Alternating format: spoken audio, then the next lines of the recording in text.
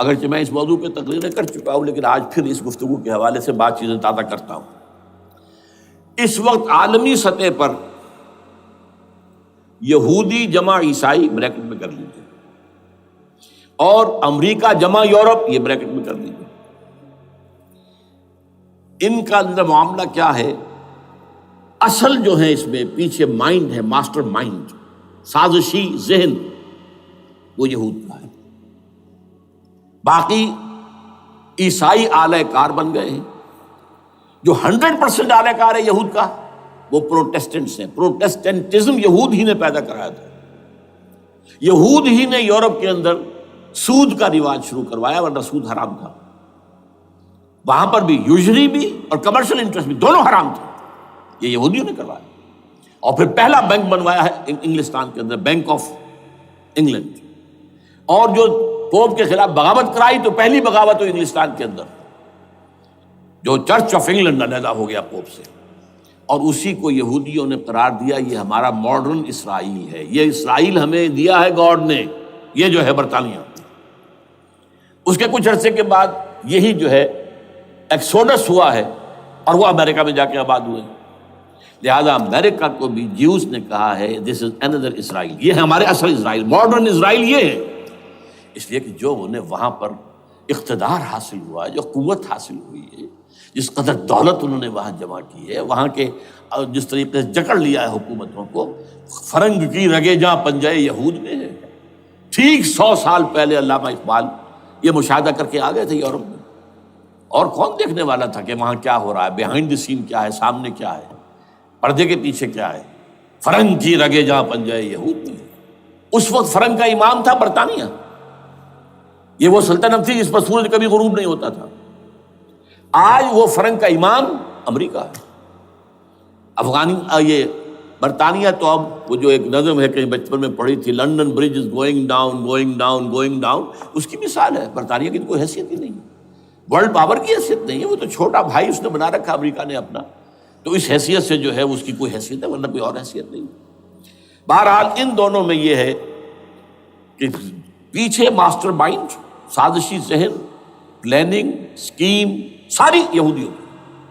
اعلی کار امریکہ سب سے بڑھ کر، اس کے بعد برطانیہ، اور اس میں اصل پروٹیسٹنٹس، ان میں بیپٹسٹ، ان میں اس سے بھی آگے بڑھ کر ایونجلسٹ، جن کو کہتے ہیں بورن اگین کرسچنس، جن کو کہتے ہیں نیو کنزرویٹو کرسچنس، یہ تمام اصطلاحات آپ اخبارات میں پڑھتے ہوں گے، ان کو گروپ کر لیجیے۔ یہ اصل اعلی کار، ان کو ایک نیا نام دیا گیا ہے کرسچین زائنسٹ۔ ایک یہودی زائنسٹ ہیں، سارے یہودی زائنسٹ نہیں ہیں، بہت سے یہودی ہیں جو یہ زائنسٹ کے مخالف ہیں۔ چنانچہ میری ہیوسٹن میں ملاقات ہوئی تھی ڈاکٹر وشو گرانڈ، بہت بڑا پروفیسر ایمیریٹس یہودی، لیکن یہ کہ اس نے کہا، بڑے اجتماع میں کہا، ہمارا اجلاس تھا وہاں پر، ہم نے یہ جو ہے بلایا تھا ایک یہودی، ایک عیسائی اور ایک مسلمان، تینوں جو ہیں وہ تقریریں کریں۔ انہوں نے کہا تھا کہ وی آر ناٹ سپورٹنگ اسرائیل۔ اس نے وہ عیسائی جو آیا ہوا تھا پروفیسر، اس کی طرف they are supporting Israel, we are not supporting Israel. اسی طرح میری جو ہوئی تھی round table conference, round table, اس میں ایک یہودی پروفیسر تھے، وہ ہسٹری کے پروفیسر، میں نام بھول رہا ہوں ان کا، انہوں نے کہا آئی ایم اینٹی زائنزم، میں زائنزم کے خلاف ہوں۔ تو زائنزم جو ہے اصل میں ایک سیکولر یہودیوں کی تحریک ہے، اور اس کے سب سے بڑے سپورٹرز کرسچین زائنسٹ وہ امریکہ میں بیٹھے ہوئے۔ تو یہ ہے صورتحال۔ یہ جان لیجئے کیتھولکس جو ہیں یہ اتنے پرو یہودی نہیں ہیں، اب رفتہ رفتہ وہ بھی اس کے اندر آ کر شامل ہو گئے۔ یورپ جو ہے زیادہ Catholics, Roman Catholics, Roman Catholics کا یہ بھی آپ نے جملہ پڑھ سنا ہوگا کہ یہ جو ترکی جو ہے ہمارا ملک، یہ جو کوشش کرتا رہتا ہے گھسنے کی یورپین یونین کے اندر، تو ایک دفعہ جان شراق نے کہا تھا، بڑا پیارا جملہ تھا، why doesn't Turkey understand that we are a Christian club؟ یہ ہماری جو یونین ہے یورپین، یہ تو کرسچین کلب ہے، وہ مسلمان ہے، وہ کس وجہ سے آنا چاہتا ہے اندر، کیوں تو خود داخل ہونا چاہتا ہے؟ why doesn't Turkey understand that we are a Christian club؟ لیکن یہ ہے رومن کیتھولکس، اور ان کا میں بعد میں آپ کو بتاؤں گا۔ یہی آپ کو معلوم ہے کہ یورپ نے عام طور پر اسرائیل کا اتنا ساتھ نہیں دیا جتنا جو امریکہ دیتا رہا ہے، اور کسی درجے میں ان کے دلوں میں سافٹ کارنر جو ہے عرب فلسطینیوں کے لیے بھی رہا ہے، یہ معاملہ ایران کے بارے میں بھی رہا ہے. جس قدر اسٹرانگ ایکشن امریکہ لینا چاہتا ہے یہ جو ہے اس کے ساتھ نہیں ہے. تو یہ تھوڑا سا فرق ہے، وہ میں اس کا ایک بنیاد بعد میں بتا دوں گا آپ کو. بہرحال ان کا ایک جو ایجنڈا ہے وہ دو، سمجھیے کہ دو اس کے نکات ہیں، دو رسیوں کے مانند یہ آپس میں بٹا ہوا ہے. پہلا، عالم اسلام کے مادی اور مالیاتی وسائل خصوصاً تیل پر قبضہ، یہ ان کا دنیاوی اعتبار سے، دولت کے اعتبار سے، وسائل کے اعتبار سے اس وقت کا ایجنڈا ہے. ویسے تو اس سے اوپر وہ چاہتے ہیں پوری دنیا پر، وہ تو بات کی بات ہے، لیکن ابھی نہ وہ روس کو چھیڑ رہے ہیں نہ چین کو چھیڑ رہے ہیں. چین تو ان کا سب سے بڑا جو ہے بزنس پارٹنر ہے، سب سے بڑا، اور چین کو رفتہ رفتہ وہ اپنی لائن پر لا رہے ہیں. اب تو صرف یہ کہ وہ ایک پارٹی گورنمنٹ وہاں رہ گئی ہے جو کہ کمیونزم کے دور کی یادگار ہے، باقی ان کی جو اکانومی ہے وہ تو آ چکی ہے اسی رخ کے اوپر جو یورپ کی ہے، مغرب کی ہے. نمبر دو ایجنڈا کیا ہے؟ دنیا میں کہیں بھی اسلام کے بحیثیت ایک نظام زندگی ظاہر ہونے کا کوئی موقع نہیں دینا. We have to nip the evil in the bud at any cost. یہ ان کے ایجنڈے کا دوسرا بڑا حصہ. یہ دو ہے انٹرٹوائنڈ، جیسے آپ لڑیوں کو بٹ دے کر رسی بناتے ہیں، ایسے یہ دو لڑیے ہیں. اسلام کا پولیٹیکل سوشو اکنامک سسٹم کہیں نہ آ جائے دنیا میں، ہو نہ جائے آشکارا شر پیغمبر کہیں. یہ ابلیس نے کنکلوڈ کیا ہے، وہ جو ابلیس کی مجلس شورا ہے، ہو نہ جائے آشکارا شر پیغمبر، کہیں ایسا نہ ہو کہ پیغمبر کی شریعت دنیا کے سامنے آ جائے، پیغمبر کا نظام آ جائے. الحذر، آئین پیغمبر سے 100 بار الحذر. حافظ ناموس زن، مرد آزما مرد آفری، یہ معاشرتی نظام ہو گیا.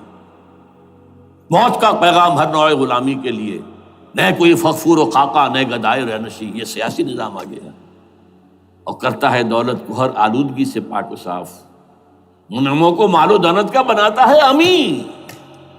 تم دولت کے امین و مالک نہیں ہو. اور اس سے بڑھ کر اور کیا فکر و عمل کا انقلاب، بادشاہوں کی نہیں اللہ کی ہے یہ زمین، ان الارض للہ. یہ نظام کہیں نہ آ جائے دنیا، یہ جس پہ کہ وہ خطرہ محسوس کر رہا تھا. اور اس کے بعد یہ کہتے ہیں، یہ تو تھا عصر حاضر کے تقاضے، لیکن یہ کہ صورتحال کیا ہے؟ ہو نہ جائے آشکارا شر پیغمبر کہیں ہے. یہ معاملہ اس طرح رکھو کہ خود مومن ہے محروم یقین. یہ غنیمت ہے کہ خود مومن ہے محروم یقین. ہمیں اگر کوئی سہارا ملتا ہے تو اس سے کہ مومنوں کو بھی، نام نہاد مسلمانوں کو بھی اپنے اس نظام پر یقین نہیں. وہ نماز پر یقین رکھتے ہیں، روزے پر رکھتے ہیں، زکوٰۃ کو بھی جو بھی اللہ تعالیٰ جس کو توفیق دیتا ہے، حج کرتے ہیں، عمرے کرتے ہیں، یہ ہے سب. لیکن یہ کہ یہ غنیمت ہے، چشم عالم سے رہے یہ پوشیدہ یہ آئین تو خوب. وہ ابلیس کہتا ہے کہ یہ آئین چشم عالم سے پوشیدہ رہنا چاہیے. یہ غنیمت ہے کہ خود مومن ہے محروم یقین. ہمارے لیے جو ہے اگر کوئی سانس لینے کی جگہ ہے تو وہ یہ ہے، حوصلہ افزائی اگر ہے تو اس میں ہے کہ خود مومن محروم یقین ہے، اس کے سامنے وہ راستہ ہے ہی نہیں. اب لیجیے یہودیوں کے ایجنڈے کو میں تجزیہ کر رہا ہوں. سب سے پہلے World Bank, IMF، globalisation, TRIPS, ان تمام ہتھ کنڈوں کے ذریعے عالمی مالیاتی استعمار جو بظاہر امریکہ کا ہوگا حقیقتاً یہود کا ہوگا. یہودیوں کے نزدیک پوری نوع انسانی حیوانوں کے مانند ہے. They are not human beings. They are goyams. They are Gentiles. یہ انسانی شکل میں حیوان ہیں، اور جیسے حیوانوں کو ایکسپلائٹ کرنا، استعمال کرنا انسانوں کا حق ہے.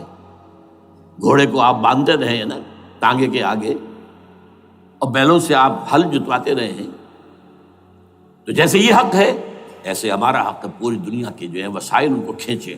ہاں جیسے گھوڑے اور بیل کو بھی کچھ نہ کچھ دانا تو ڈالنا پڑتا ہے، چارہ تو دینا پڑتا ہے، تو ان کو بھی کچھ دو. یہ پوری نوع انسانی ورکرز بن کر رہ جائے، حیوان بن جائیں، بالکل شہوت کے غلام بنا دو انہیں، اخلاقی اقدار کا بیڑا غرق کر دو، خاندانی نظام کو تہوبالا کر دو۔ یہ باقاعدہ جو protocols of the elders of the Zion تھے ان سب میں موجود ہے لکھا ہوا، جو 1897 میں انہوں نے پاس کیا اپنا پروگرام بیسل میں، سوئٹزرلینڈ کا ایک شہر ہے۔ Protocols of the elders of the Zion, ان کو حیوان بنا دو، بس حیوانوں سے کام لیتے رہو۔ ہاں ان کی کمائی کا کچھ حصہ ان کے لیے چھوڑ دو، وہ بھی زندہ رہیں، وہ بھی آخر کام کیسے کریں گے، اور اصل جو ہے ملائی کھینچ دو اپنے اس نظام کے ذریعے سے۔ World Bank, I M F, stock exchange, TRIPS, globalisation, اس کے ذریعے سے عالمی مالیاتی استعمار۔ نمبر 2، ایک ہے ان کا ایجنڈا، یہ تو عالمی ہے، دوسرا ایجنڈا کیا ہے؟ وہ لوکل ہے۔ وہ کیا ہے؟ گریٹر اسرائیل کا قیام، جس میں مصر کا سارا زرخیز علاقہ شامل ہوگا، جو ڈیلٹا کا علاقہ کہلاتا ہے اس کا، جہاں کے اس وقت کے بادشاہ نے، حضرت یوسف علیہ السلام کے زمانے کے بادشاہ نے، وہ فرعونہ کے خاندان میں سے نہیں تھا، وہ عرب تھا، عربوں ہی سے کسی وقت کوئی قوم آئی تھی جو کہ مصر پر قابض ہو گئی تھی، اس نے حضرت یوسف کے خاندان کو لا کے وہاں آباد کیا، بہترین جشن کا علاقہ کہلاتا ہے، بہترین۔ وہ کہتے ہیں ہمارا ہے، ہم رہے وہاں پر کئی سو برس تک رہے، عراق ہمارا ہے، وہاں ہمیں قید میں رکھا گیا، نبوکدنضر لے گیا تھا۔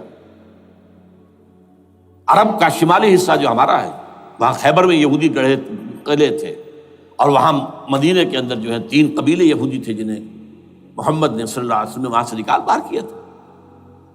یہ جارڈن یہ ترکی کا بھی کچھ حصہ ہمارا ہے، باقی پورا لبنان اور پورا فلسطین، یہ سب اس کے اوپر بنے گا ایک greater Israel. This is there local agenda, اور اس کے لیے ضروری ہے ایک بہت بڑی جنگ، ایسے آسانی سے نہیں ہو جائے گا۔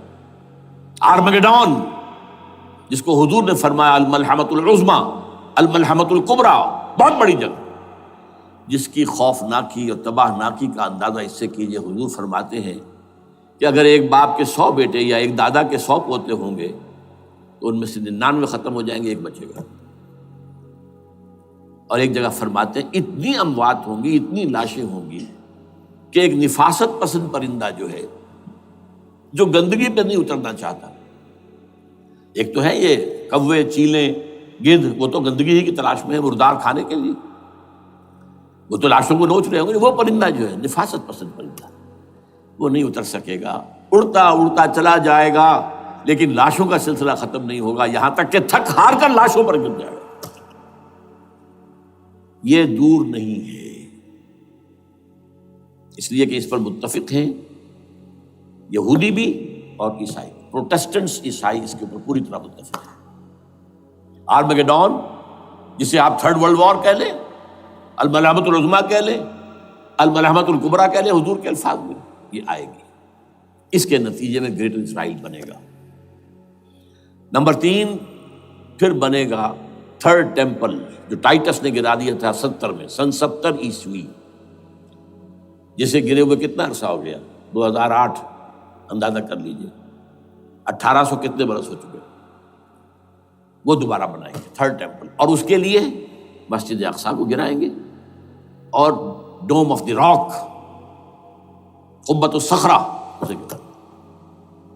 وہاں لا کر پھر اس میں کنگ ڈیونز تھرون لا کے رکھا جائے گا۔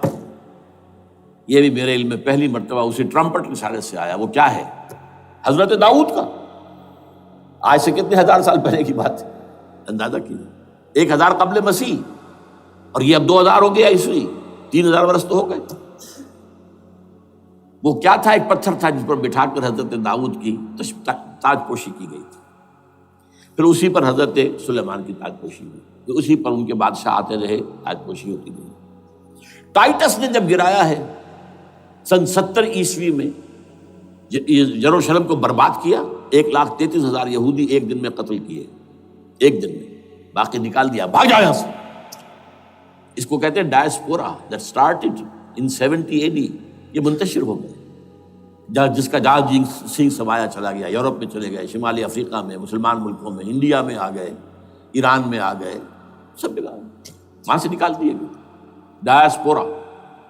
بہرحال وہاں سے وہ ٹائٹس وہ پتھر لے گیا، وہ روم میں لے گیا، روم سے کسی طرح وہ آئرلینڈ پہنچ گیا۔ آئرلینڈ پیور کیتھولک ملک ہے، آپ کو معلوم ہوگا، اور وہاں پر پروٹیسٹنٹس کی اور کیتھولکس کی جنگیں ہوتی رہتی ہیں۔ کبھی بھی شیعہ سنی مسلمانوں کی اس طور سے خانہ جنگی نہیں ہوئی ہے جیسے کہ وہاں ان دو عیسائیوں میں کیتھولکس اور پروٹیسٹنٹس میں ہوتی ہیں۔ وہ رومن کیتھولک ملک ہے بیچ میں۔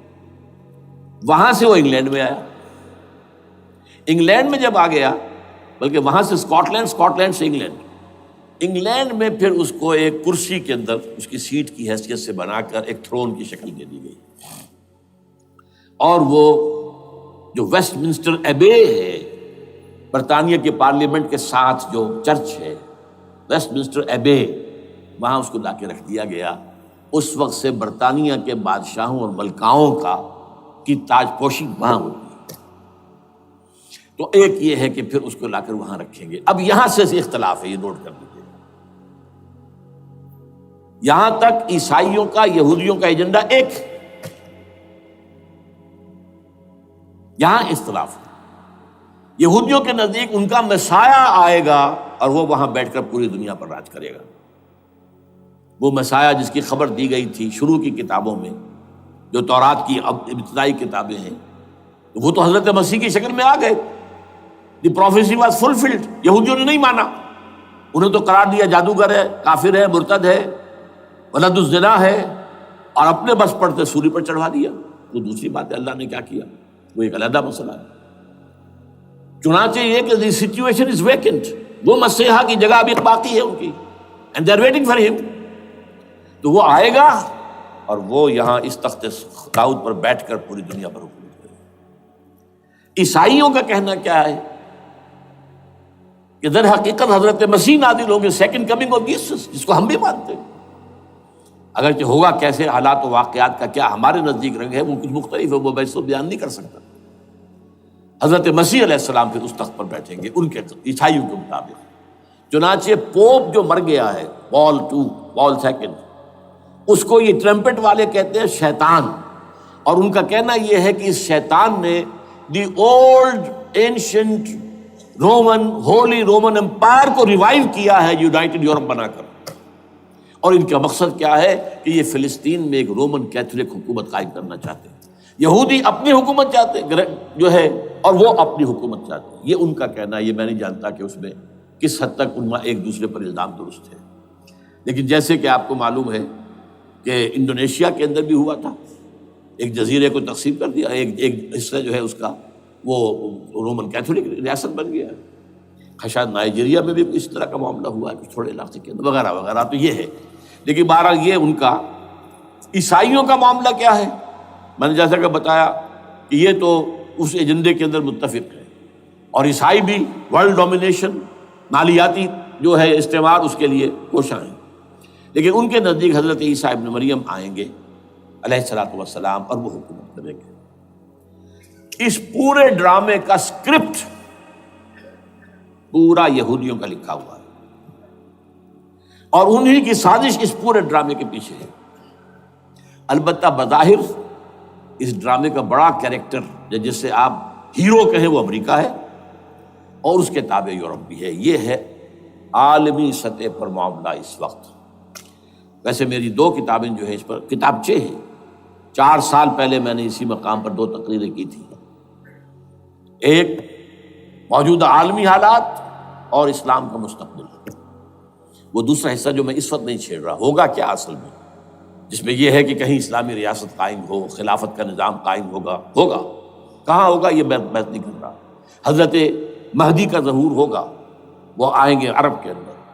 پھر یہ ہے کہ وہ جو گریٹر اسرائیل کے خلاف جہاد ہوگا، اور اللہ کرے گا کہ رفتہ رفتہ یہ ممالک جو ان سے لے لیے جائیں گے، یہاں تک کہ بالآخر ایک یہودی اعلان کر دے گا میں ہوں مسیح، جس کو کہ عیسائی بھی کہتے ہیں اینٹی کرائسٹ، اور یہ کہتے ہیں یہ بیپٹسٹ بھی کہ اینٹی کرائسٹ جو ہے وہ یہودی ہوگا، جبکہ کچھ عرصے پہلے بہت بڑا پروپیگنڈا ہوا تھا کہ اینٹی کرائسٹ جو ہے، دجال جو ہے وہ تو مسلمان ہوگا، نہیں، لیکن وہ کہتے ہیں کہ ہوگا یہودی ہوگا، اور پھر اس یہودی کو قتل کریں گے حضرت مسیح، دی ریئل مسیح، اصل مسیح جو اٹھا لیے گئے درمیان میں، وہ آئیں گے اور ان کے ہاتھوں دجال بھی قتل ہوگا، اور پھر مسلمانوں کے ہاتھوں ایک ایک یہودی ختم ہوگا، پھر ایک عالمی اسلامی ریاست قائم ہوگی حضرت مسیح کے ہاتھوں، اور وہاں پر حضرت مسیح، ایک حدیث میں آتا ہے 40 برس تک پوری دنیا پر حکومت کرے گی۔ بہرحال یہ دوسرا پکچر ہے جو ہمارے سامنے، میں اس وقت کی تفصیل میں نہیں جا رہا، جو ان کے سامنے پکچر ہے وہ میں نے آپ کو بیان کر دیا۔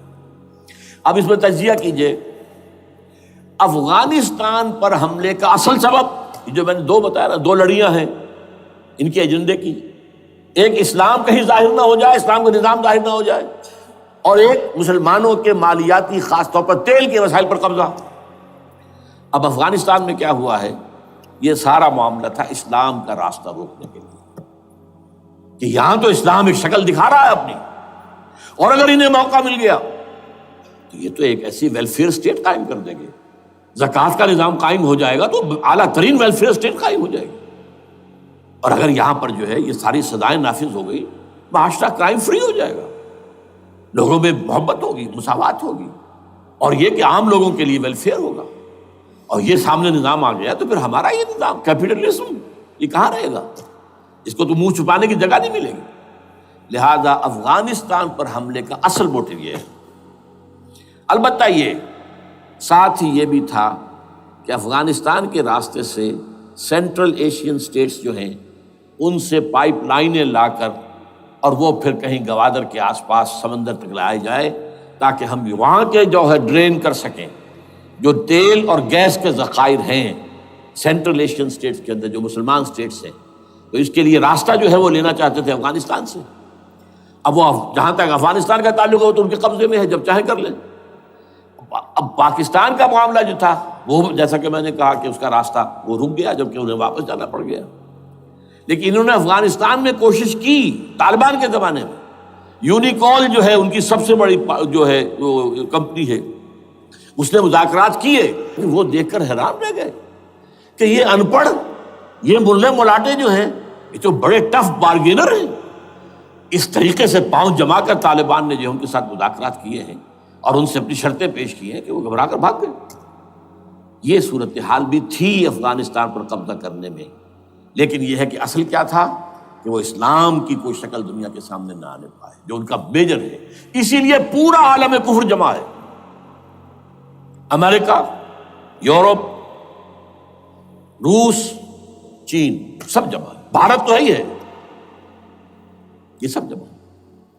آپ نے یاد ہو گیا جب لال مسجد کا حادثہ ہوا ہے اور ہمارا یہ بدبخت اور بدمعاش انسان، اس نے صرف خود جان بوجھ کر اسے بڑھایا، ایک پھنسی کو پھوڑا بنایا، اس میں پھر شگاف دیا اور شاباش لی ہے۔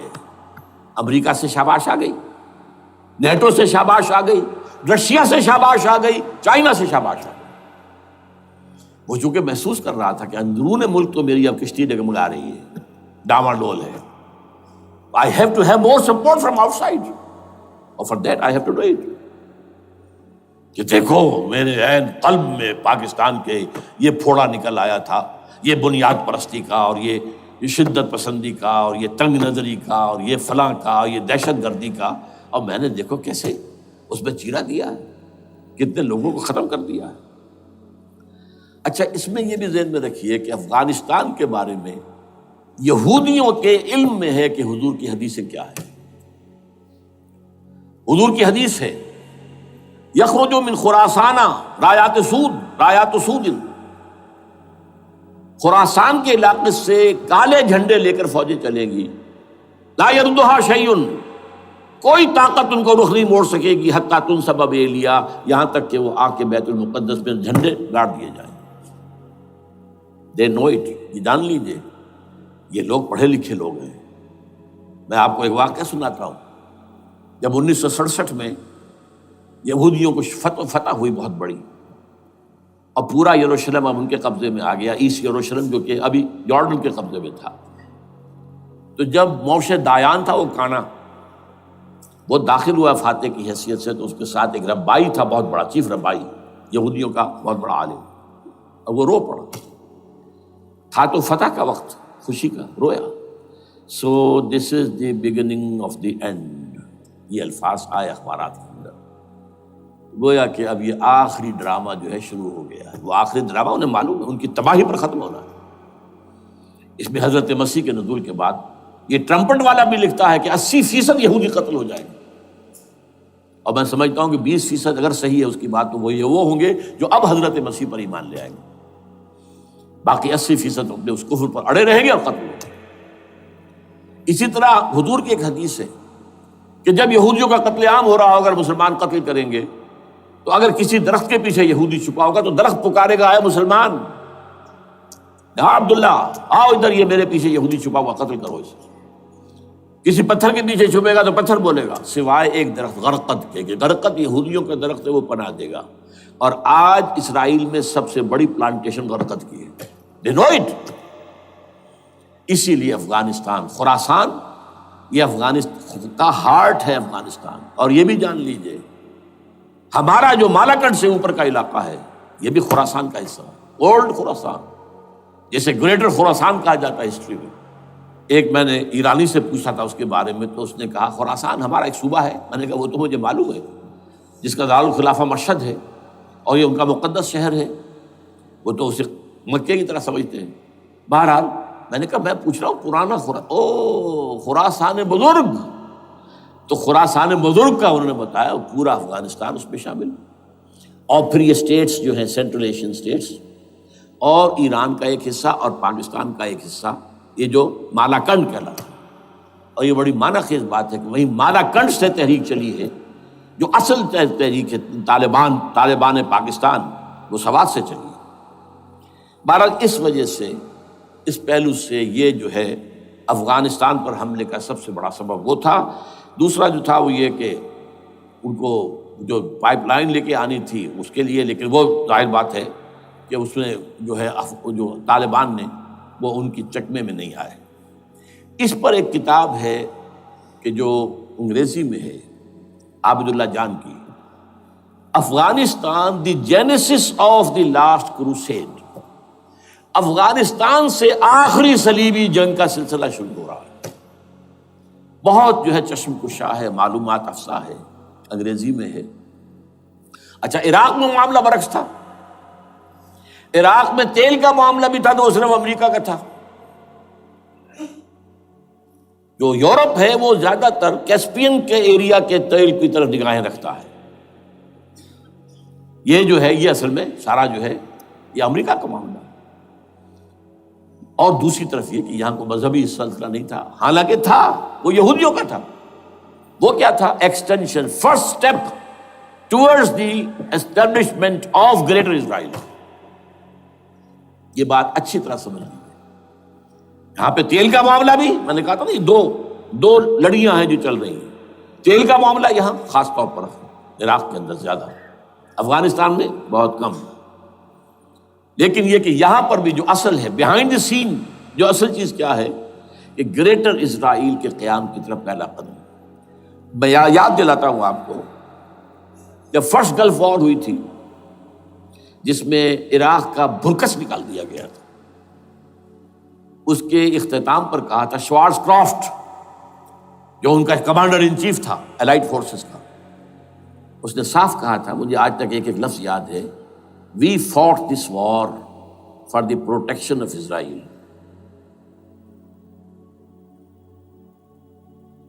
اور اب جو ابھی ہوا معاملہ، جب صدام گرا ہے، اس کا مجسمہ بھی گرا ہے، تو اس کے بعد وہ شخص، وہ بدبخت، وہ خبیث جو ابھی پڑا ہوا کومے میں،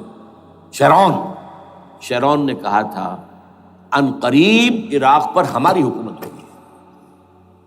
اور اس سے پہلے تو ہم صرف عراق میں سے یوفریٹس تک کا علاقہ مانگتے تھے، دریائے فرات تک کا. اب ہمارا مطالبہ یہ ہے کہ ہم تو در حقیقت دجلہ تک جائیں گے، دجلہ، تاکہ پورا کا پورا جو فرٹائل دو آبا ہے دجلہ اور فرات کے درمیان کا بہترین علاقہ، وہ سارا ہمارے پاس.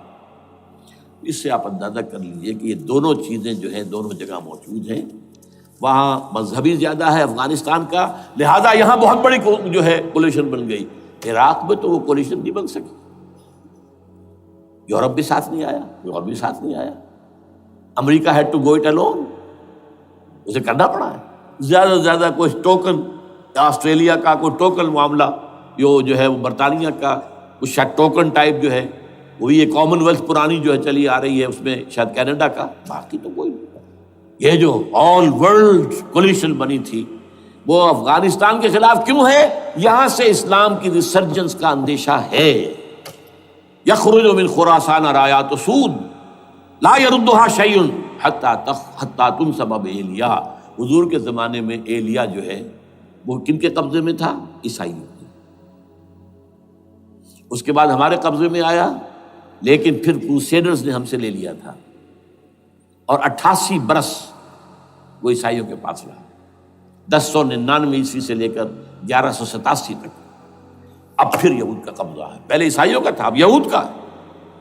اب ان سے لینا واپس، پہلی مرتبہ بھی عرب نہیں لے سکے تھے، کھونے والے عرب تھے، واپس لینے والا کرد تھا، صلاح الدین ایوبی رحمۃ اللہ علیہ۔ اب بھی کھونے والے عرب ہیں، مصر اور شام اور اردن، تینوں کا مقابلہ کیا اس نے، اسرائیل نے، اور قبضہ کیا پورے ویسٹ بینک پر، گولان ہائٹس پر، سینائی پیننسولا پر، اور یہ کھو دیا ہم نے اپنے ہاتھ سے۔ اور اب بھی عربوں میں تو کوئی دم نہیں ہے، کوئی جان نہیں ہے، ان کو عیاشیوں نے، دولت مندی نے بالکل تباہ و برباد اور کھوکھلا کر کے رکھ دیا۔ بہرحال یہ جو چیزیں میں نے آپ کو بتائی ہیں، یہ تو وہ پلانز ہیں جو سب شیاطین جن و انس کے پروگرام ہیں۔ وہ جیسے کہ کبھی کہا تھا خمینی صاحب نے، شیطان بزرگ، دی گریٹسٹ شیطن، امریکہ، اصل میں امریکہ، اور اس کے پیچھے حقیقت میں یہود، سامنے امریکہ، پیچھے یہود۔ بالفعل کیا ہوگا یہ تو پھر اللہ ہی جانتا ہے کیا ہوگا۔ وَمَكَرُوا وَمَكَرَ اللَّهُ، کافر اپنی چالیں چلتے ہیں، اللہ اپنی چال چلتا ہے۔ اور سَنَسْتَدْرِجُهُم مِّنْ حَيْثُ لَا يَعْلَمُونَ وَأُمْلِي لَهُمْ إِنَّ كَيْدِي مَتِينٌ۔ اے نبی آپ گھبرائیں نہیں، ہم ان کافروں کو رفتہ رفتہ وہاں سے لے آئیں گے جہاں سے آپ کو بھی انہیں احساس تک نہیں ہوگا کہ یہ تو گرفت میں آ رہے ہیں، ٹریپ ہو رہے ہیں، اور ابھی ذرا میں انہیں ڈھیل دے رہا ہوں۔ میں املی لہم ان قیدی متین، میری چال بہت مضبوط ہے۔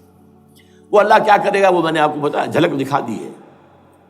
انشاءاللہ اسی علاقے میں پاکستان اور افغانستان، اور اس کا ہارٹ ہوگا یہ پشتونستان، سرحد اور مشرقی افغانستان مل کر پشتونستان، پشتون اسی مشرقی اس میں ہے، پاکستان کا مغربی صوبہ ہے، شمال مغربی سرحدی صوبہ، یہ ہارٹ، اور پھر پاکستان اور افغانستان، انشاءاللہ یہی ہوگا۔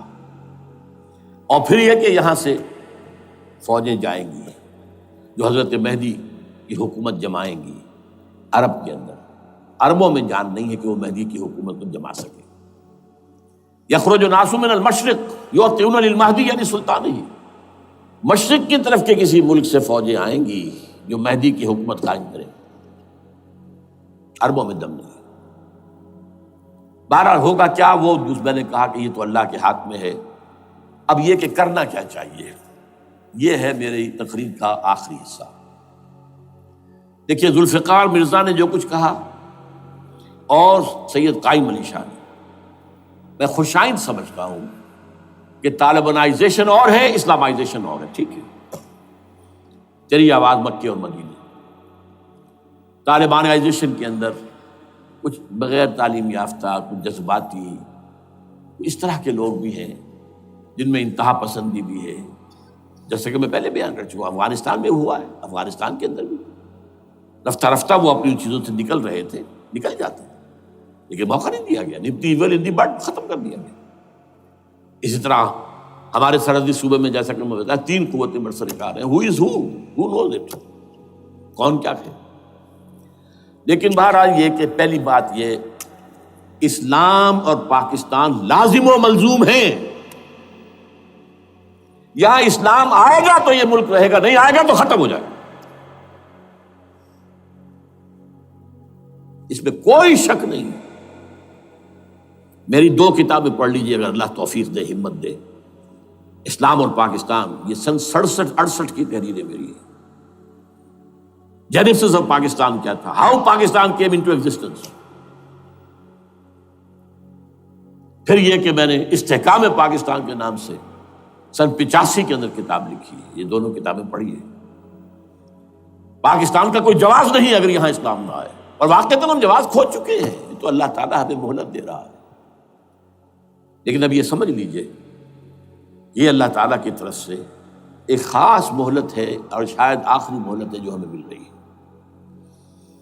یہاں اسلامائزیشن نہ ہوا تو یہ ملک نہیں رہے گا۔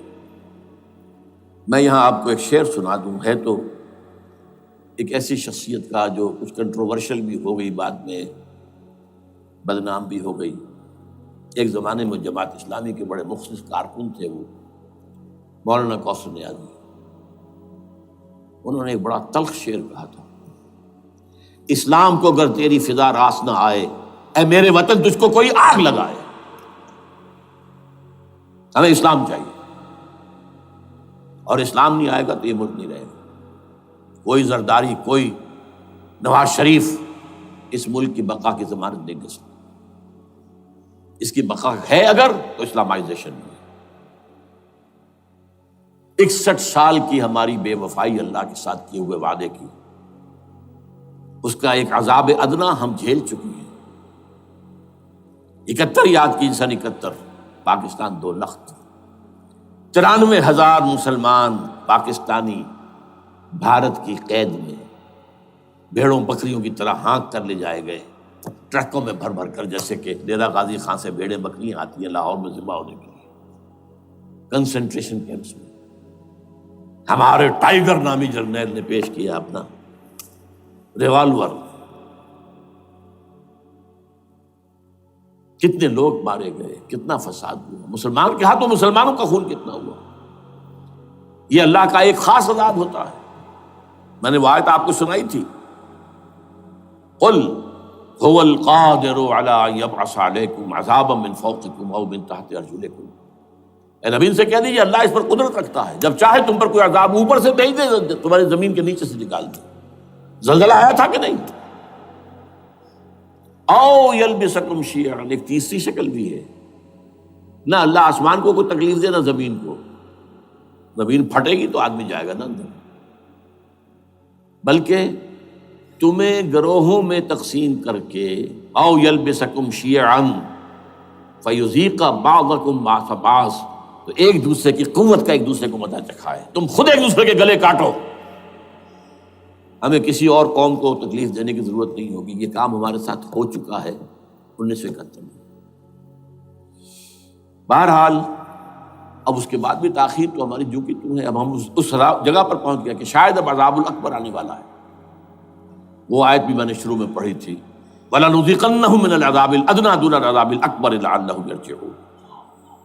چھوٹا عذاب آیا سن 71 میں پاکستان، بہرحال مغربی پاکستان تو برقرار رہا، اس کا نام بھی پاکستان رہا۔ اب شاید بڑا عذاب آ رہا ہو، بلکنائزیشن جس کے نقشے جو ہیں دنیا میں شائع کیے جا چکے ہیں۔ اور اس اسلامائزیشن کے لیے جو میں کہہ رہا ہوں کہ اس کے بغیر یہاں پاکستان نہیں رہے گا، اس کے لیے اس کی جو دستوری، تدریجی، قانونی، پرامن اگر راستہ اختیار نہ کیا گیا تو ملیٹنسی بڑھے گی، یہ رکنے والی نہیں ہے۔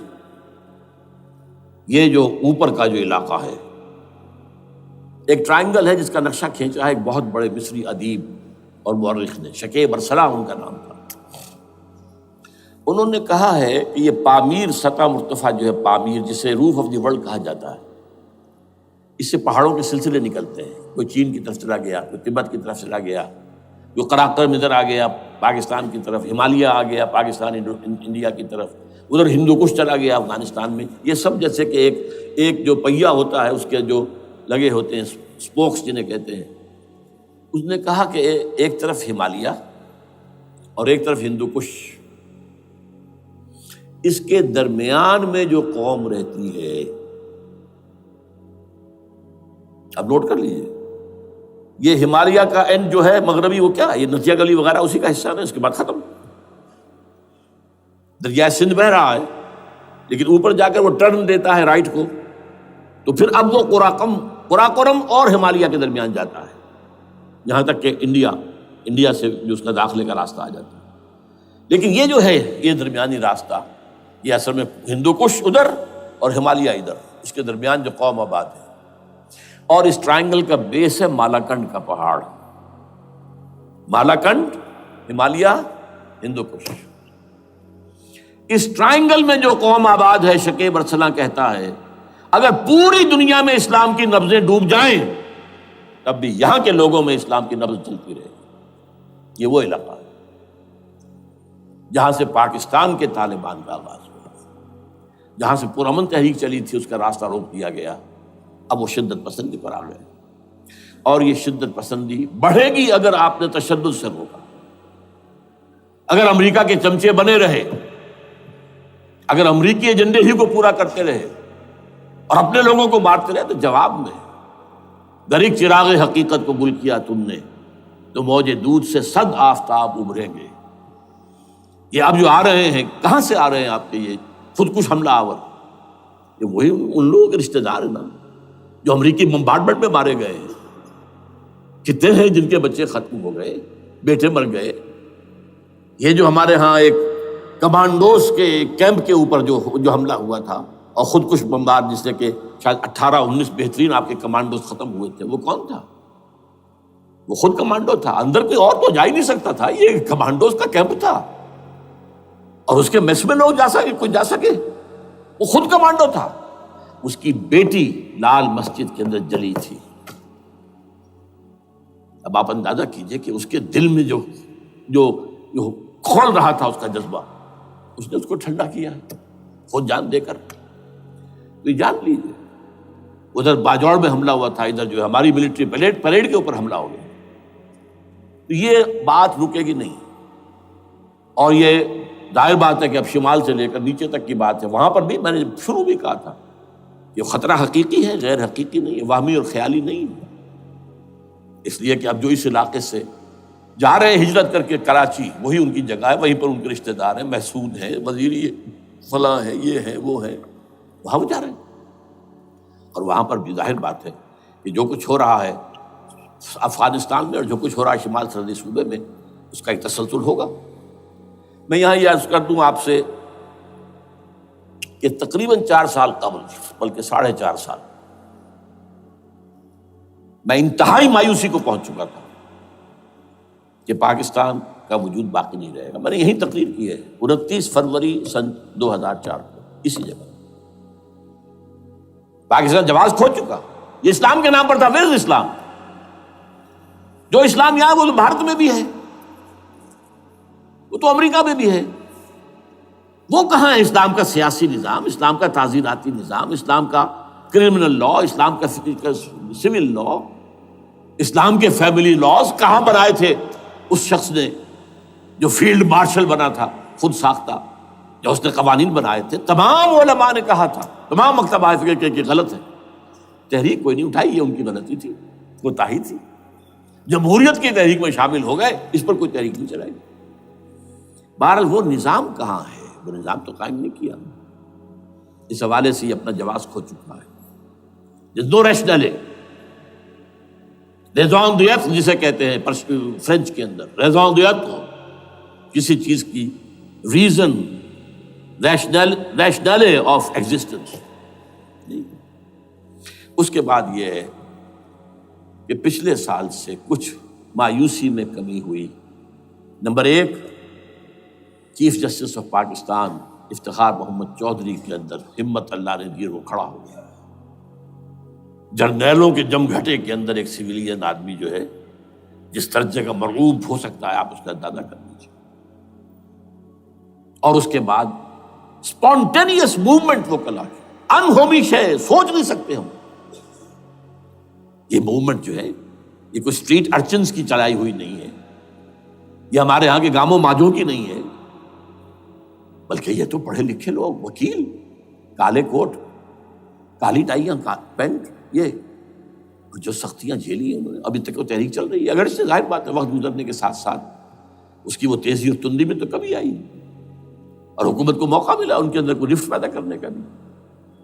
لیکن بہرحال ان دونوں چیزوں سے میری مایوسی میں قدرے کمی ہوئی. اب دوسری بات وہ تھی 18 فروری کے الیکشن کا پرامن طور پر منعقد ہو جانا۔ میں یہ سمجھتا تھا کہ جو اس کے اندر دخل اندازی ہے، رگنگ ہو گئی ہوئے، کیسے ممکن ہے پاکستان میں الیکشن ہو اور رگنگ نہ ہو؟ پھر تحریک چلے ہی چلے، کیونکہ تحریک تو چل رہی ہے پہلے سے، صرف اس کے اوپر تیل اور ڈالنا ہے نا، اور پھر بدامنی ہوئی ہو، اور پھر دونوں طرف گدھ بیٹھے ہوئے ہیں، the NATO forces in the west, Indian forces on the east, they will march into Pakistan, اور پاکستان کے ایٹمی دانت توڑ کر Pakistan will be put at the mercy of India, Bharat, now do whatever you like. Condoleezza Rice کا میں آپ کو بیان سنا چکا ہوں، پاکستان کے مستقبل کا فیصلہ امریکہ اور بھارت بھی کرتا۔ بہرحال اب تیسری جو امید ہوئی ہے، یہ کل پرسوں میں جو ہوئی ہے، کولیشن جو ہے یہ ناکام ہوتی نظر آ رہی تھی، لیکن یہ کہ صدر کے مواخذے پر یا صدر کے خلاف جو ایک کارروائی ہو رہی ہے، اللہ کرے کہ وہ پوری ہو جائے، یا اس سے بھی بہتر ہے کہ وہ خود ہی استعفیٰ دے کر دفع ہو جائے۔ بہرحال یہ کہ اس سے بھی کچھ امید کا پہلو جو ہے پیدا ہوتا ہے۔ اب یہاں اسلامائزیشن کا پرامن، تدریجی اور اسلام اور دستوری اور قانونی طریقہ کیا ہے؟ وہ طریقہ کیا ہے؟ 1949 اور 50 میں جو عمل شروع ہوا تھا، جو اس کے بعد سے آج تک جو ہے ختم ہو گیا، اس کو اثر دور شروع کیا جائے، دوڑ پیچھے کی طرف اے گردش ایام کی۔ 49 میں کیا ہوا تھا؟ قرارداد مقاصد، وہ گویا کہ پاکستان میں نظام خلافت کی جڑ تھی جو رکھ دی گئی تھی کہ sovereignty belongs to Allah and whatever authority we have, it's a sacred امانت۔ یہ تو اصل میں استعمال کی جائے گی یہ قوت کتاب و سنت کے دائرے کے اندر دس از خلافہ، ان ایسنس اٹ از خلافہ، خلافت کی بنیاد رکھ دی گئی۔ اس سے پہلے 48 میں سن 47 کی ایک تقریر کی وجہ سے جو غلط فہمی پیدا ہوئی تھی قائد اعظم کی، 11 اگست کی، اس کا انہوں نے کراچی کے ہائی کورٹ بار ایسوسیشن میں جا کے کہہ دیا تھا، کچھ لوگ شرارت کے ساتھ یہ پروپیگنڈا کر رہے ہیں کہ پاکستان میں دستور شریعت پر مبنی نہیں ہوگا، یہ فتنہ ہے، غلط کہہ رہے ہیں، نفی کر دی تھی۔ اب یہ دوسری بات ہے کہ اندھوں کے اندھے جو ہیں وہ اس 11 اگست کی تقریر کو لیے پھرتے ہیں، اس کے ایک جملے کو، اور یہ اتنی کھلی بات جو کی، شریعت کا لفظ، شریعت، پاکستان کا دستور جو سمجھتا ہے کہ شریعت پر نہیں مبنی ہوگا وہ غلط کہتا ہے، وہ شریر ہے، شرارت پیدا کر رہا، یہ قائد اعظم کے الفاظ۔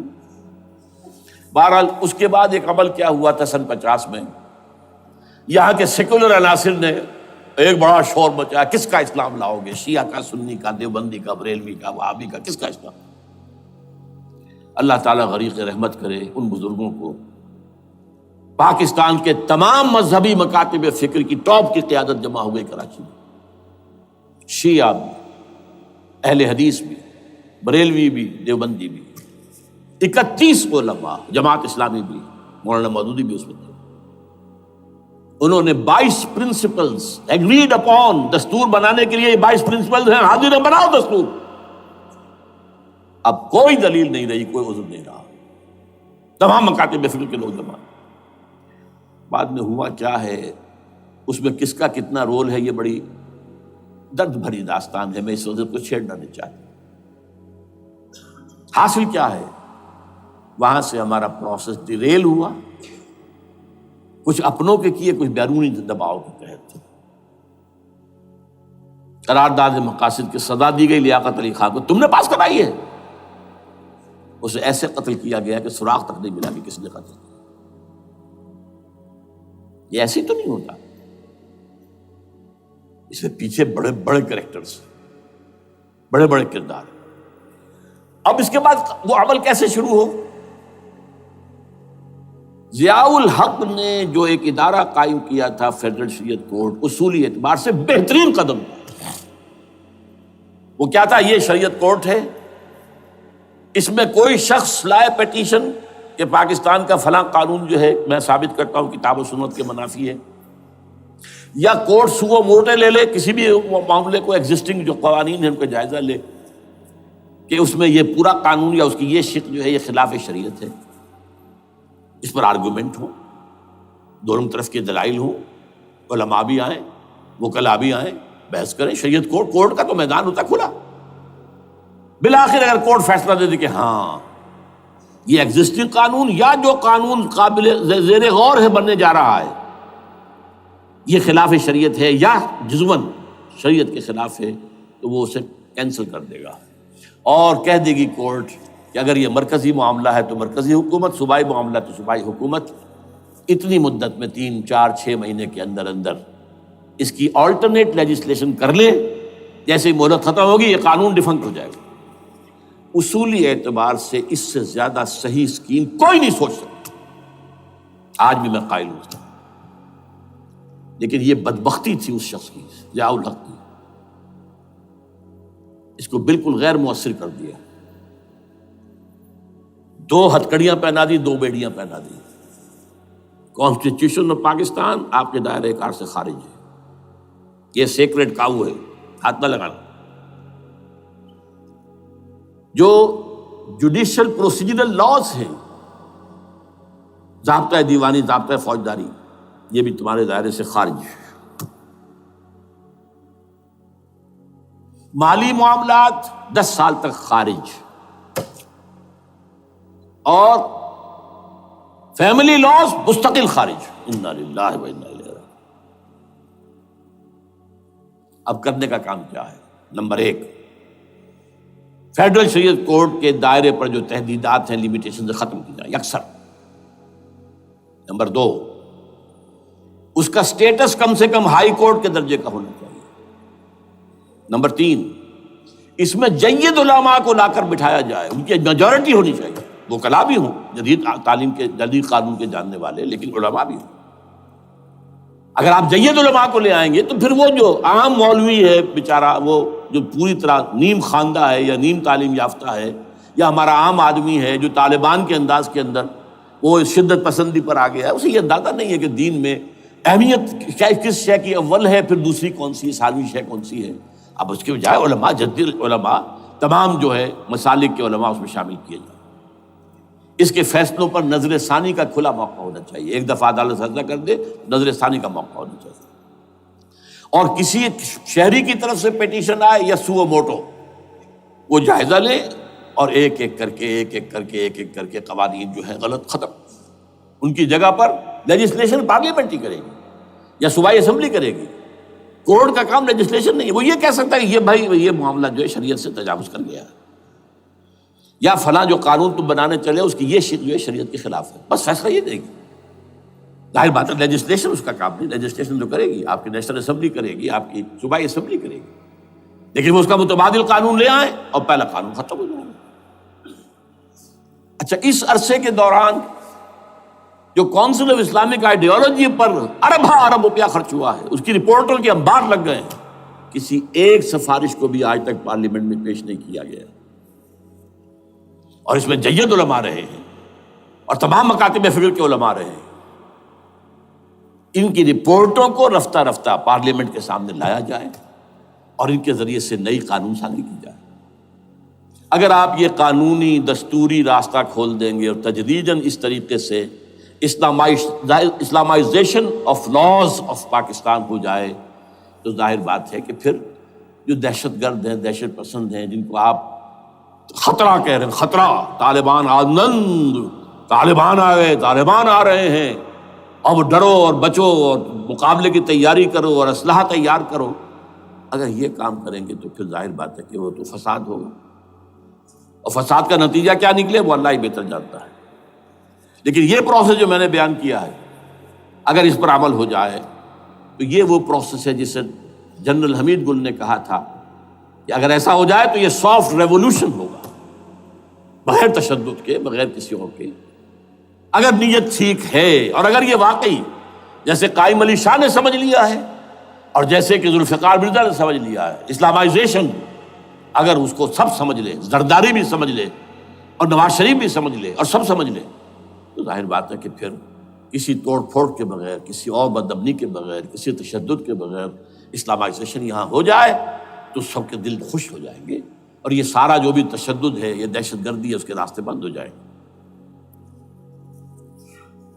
اگر ایسا نہیں کرتے تو غیر تعلیم یافتہ یا نیم تعلیم یافتہ، جن کو کوئی پورا تصور نہیں ہے، نہ دنیا کے حالات کا علم ہے، نہ شریعت کے جو اصل مصادر اور منابع ہیں، اصل سورسز، ان تک رسائی ہے، بس کچھ چیزیں سن رکھی ہیں۔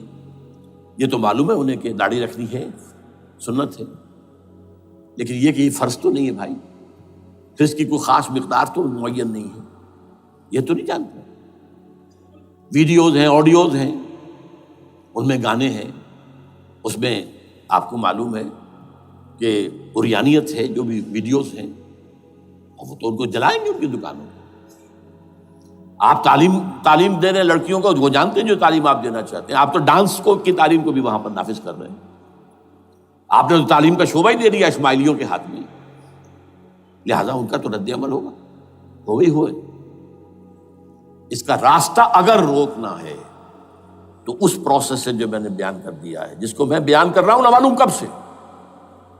نواز شریف صاحب، ان کے والد میاں محمد شریف صاحب مرحوم، اور شہباز شریف صاحب اور عباس شریف صاحب چاروں میرے پاس آئے تھے، 2 دفعہ آئے تھے، اور میں نے یہ ترمیمی بل پیش کیا تھا جس کے آئٹم میں نے آپ کو گنوا دیے۔ بہرحال نہیں کیا کچھ انہوں نے، لیکن یہ کہ اگر یہ نہیں کریں گے تو یہ کہ دوسری طرف یہ سمجھ لیجئے اس وقت پاکستان کے دینی مدرسوں میں شدید تحریک چل رہی ہے۔ لال مسجد یہ ایک سمبل بن چکا ہے، یہ ایک علامت ہے، اور یہ ملیٹنسی کی طرف بہت بڑی تعداد میں، خاص طور پر جو طالب علم ہیں عربی مدارس کے، طالبان کی سورس یہی تو ہے نا، یہی تھے جن سے کہ افغانستان میں طالبان ابھرے تھے اور یہیں سے پاکستان کو ابھر رہے ہیں۔ ان کے اندر شدید لہر ہے، اور کوئی بہت بڑا فساد ہو گیا اگر خدا نہ خواستہ تو that will be the end of Pakistan. اس سے بچنا ہے تو وہ راستہ اختیار کریں جو میں نے بیان کر دیا ہے، جو میں سال سے بیان کر رہا ہوں۔ دستور کا ترمیمی بل بنا کر دیا ہے، اسے عام بھی کیا ہے۔ البتہ اس عرصے میں ظاہر بات ہے کہ ہم کیا کریں گے، ہمارا کوئی پروگرام کسی ملیٹنسی کے طرف جانے کا نہیں ہے، ہم اسے مفید نہیں سمجھتے بلکہ مضر سمجھتے ہیں، یہ کاؤنٹر پروڈکٹیو ہے۔ ہمارے سامنے پروگرام کیا ہے؟ 6 نکاتی پروگرام، بڑے پیمانے پر دعوت ایمان بذریعہ قرآن، نمبر 1۔ میری تمام سرگزشت کھوئے ہوئوں کو جستجو، میری سرگزشت جو ہے 50 سال سے اسی میں ہے، قرآن کا پڑھنا، پڑھانا، سیکھنا، سکھانا، عام کرنا، اور الحمدللہ ایک بڑی ٹیم تیار کر دی ہے میں نے اللہ کے فضل سے، جو یہ کام کر رہی ہے۔ دعوت ایمان بذریعہ قرآن، اور جو ایمان واقعتاً لے آئیں، جس کا ثبوت ہوگا شریعت پر عمل، جس چیز پر عمل کیا جا سکتا اور نہیں کرتے تو آپ مجرم۔ ہاں ظاہر بات ہے، اس سے ایک حصہ ایسا ہے جس پر ہم عمل نہیں کر سکتے جب تک کہ نظام نہ بدل جائے۔ چور کا ہاتھ میں نہیں کاٹ سکتا، آپ نہیں کاٹ سکتے، لیکن جتنے پر عمل ممکن ہے اس پر عمل۔ ایسے لوگوں کو آرگنائز کیا جائے، بیعت کا نظام، مسنون نظام، قرآن میں معصور، مسنون، منصوص، یہ سارا نظام اس کی بنیاد۔ ایک آدمی کا، وہ آدمی کہے کہ بڑھو تو بڑھو، وہ کہے کہ رک جاؤ تو رک جاؤ۔ نمبر 3، ان لوگوں کا تزکیہ، اور میں بتا چکا ہوں تزکیہ اور تربیت۔ تزکیہ کس بات کی؟ کوئی امنگ، کوئی ولولہ، کوئی مقصد، کوئی تمنا دل میں نہ رہے سوائے اللہ کی رضا کی۔ حکومت مطلوب نہ ہو، اقتدار مطلوب نہ ہو، مال و دولت مطلوب نہ ہو، اللہ کی رضا اور آخرت کی فلاح۔ ہر تمنا دل سے رخصت ہو گئی، حضرت مجنون کا مصرع۔ اب تو آجا، اب تو خلوت ہو گئی، اے اللہ تو آجا میرے دل میں، میرے دل سے ہر تمنا نکل چکی ہے، خلوت ہے۔ اور تربیت کس کی؟ کہ تیاری ہو جائے اس بات کی کہ تن من دھن سب لگا دیں گے، جان بھی دے دیں گے جب موقع آئے۔ چوتھا کیا؟ کہ جب تک یہ تعداد کافی نہ ہو، یہ نہیں ہے کہ 150 آدمی لے کر کسی ایک جگہ پر کسی لال مسجد کو ہم مرکز بنا کر بیٹھ جائیں، نعرہ لگا دیں گے، ملک گیر جماعت، اور وہ بھی معتدل تعداد پہ، وہ جب تک نہیں ہوتی تو ہم یہی تین کام کریں گے. دعوت ایمان بذریعہ قرآن، تنظیم بذریعہ بیعت، مسنون بیعت، تزکیہ اور تربیت کرتے رہیں گے. بانشہ درویشی در ساز دمادم زن، دمادم زن، دمادم، یہی کام کرتے رہو. نو ملیٹنسی، نو الیکشنز. لیکن جب تعداد کافی ہو گئی تو ایک منظم اور پرامن مطالباتی اور احتجاجی تحریک، توڑ پھوڑ نہیں، گھراؤ جلاؤ نہیں، جیسے گاندھی نے شروع کی تھی، نمک بناؤ تحریک، سول ڈس اوبیڈینس. لیکن کسی نے کوئی توڑ پھوڑ نہیں کی تھی. اپنے سر ان کے پھوٹے ہیں بڑے سے بڑے لیڈروں کے، مولانا ابوالکلام آزاد اور پنڈت جواہر لال نہرو کے سر پھٹے ہیں. ہزارہ لوگ جیلوں میں گئے ہیں، انہوں نے کسی کو کچھ نہیں کہا. اسی کا نقشہ ایرانیوں نے دکھایا، 20,000 سے لے کر 30,000 تک جانیں دے دی، ہتھیار نہیں اٹھائے. اس لیے کہ ہتھیار بھی استعمال کرو گے تو اوپر جو حکومتیں ہیں ان کے پاس تو بے تحاشا فوج ہے، ان کے پاس ٹینک ہے، ان کے پاس ہوائی جہاز ہیں، ہیلی کاپٹرز ہیں، گن شپ ہیلی کاپٹرز ہیں، کیا نہیں ہے. پرامن منظم مطالباتی اور احتجاجی تحریک. اللہ کرے کہ ہمیں اس کے لیے جو مہلت درکار ہے وہ مل جائے. ہمیں معلوم نہیں کہ کہیں وہ مہلت ختم ہی نہ ہو رہی ہو. لیکن اگر ہم آخری سانس تک اس کام میں لگے رہیں گے تو انشاءاللہ اللہ تعالیٰ کے ہاں ہم معذور قرار پائیں گے. اللہ تعالیٰ جو ہے ہمیں درگزر ہم سے فرمائے گا کہ جو کچھ میں کر سکتا تھا اللہ میں کرتا رہا، آخری دم تک کرتا رہا. اگر یہ ہے تو اپنی تو کامیابی ہے، باقی کیا ہوتا ہے ملک کا میں کچھ نہیں کہہ سکتا، اللہ بہتر جانتا. اقول قولی ھذا واستغفر اللہ لی ولکم ولسائر المسلمین والمسلمات